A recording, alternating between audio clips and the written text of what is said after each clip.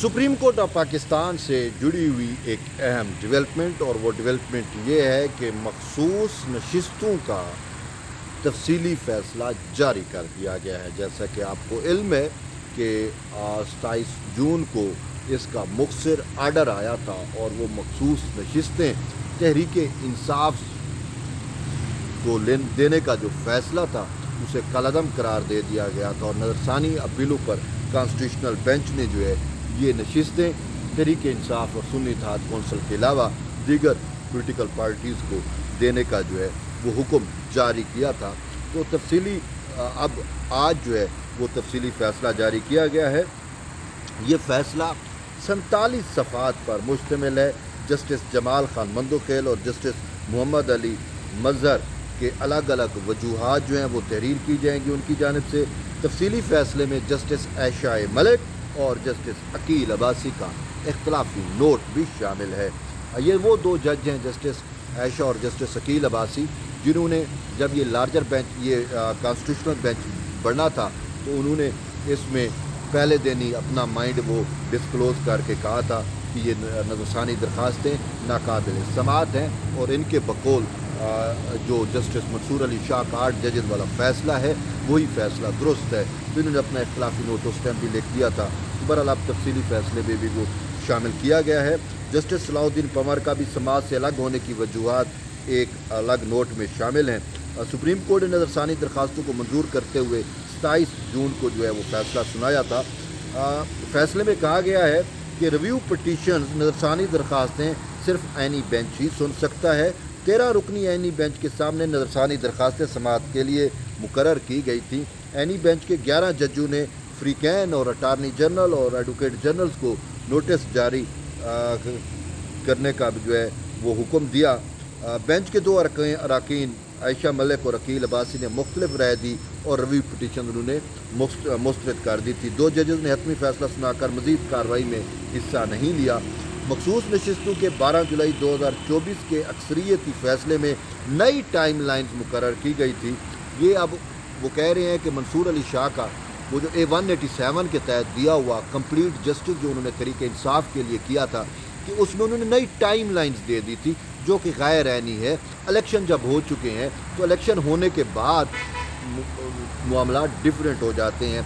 Election से पहले वाले मामलात को फिर नहीं छेड़ा जा सकता, लेकिन नई टाइम लाइन जो है वो इंतखाबी शेड्यूल, इलेक्शन एक्ट की दफ़ात और आइन के आर्टिकल 51 और फिर आइन के आर्टिकल 106 के मुनाफी थी।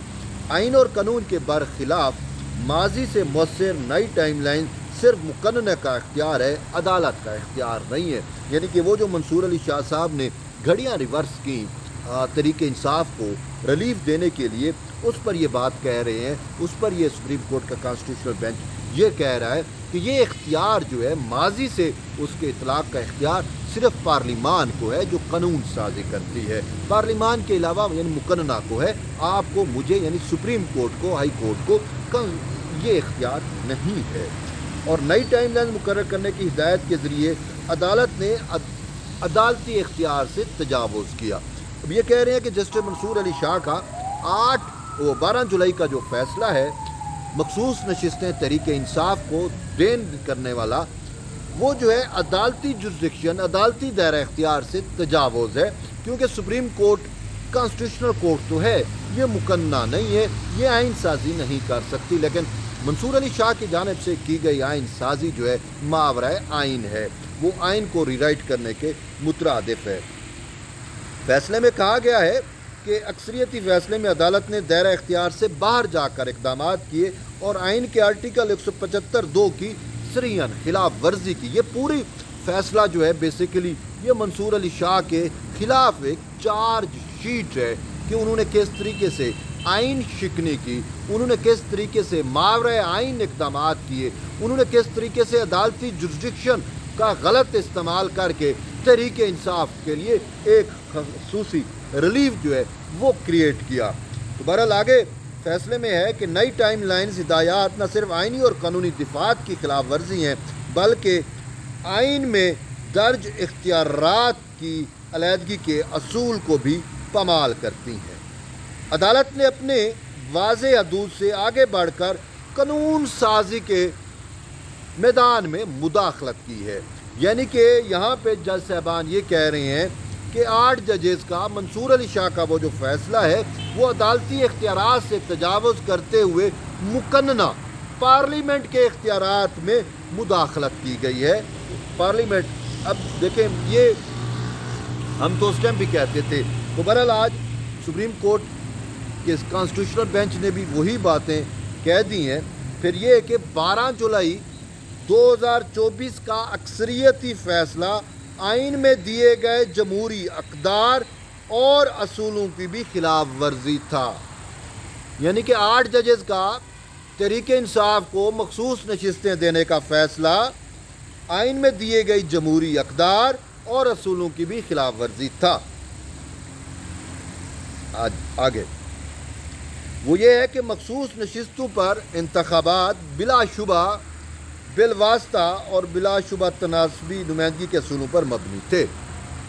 وہ جو متناسب نمائندگی ہے اس کے اصولوں پر مبنی ہے. 12 جولائی کے اکثریتی فیصلے میں عوام کی مرضی اور آئین کے حکم کو نظر انداز کیا گیا. 12 جولائی 2024 کے اکثریتی فیصلے میں آئین اور قانون کو نظر انداز کیا گیا. تو یہ چند پوائنٹس میں نے آپ کو بتائے ہیں ان معزز جج صاحبان کی جانب سے, اس کانسٹیٹیوشنل بینچ کی جانب سے جو فیصلہ دیا گیا مخصوص نشستوں کا.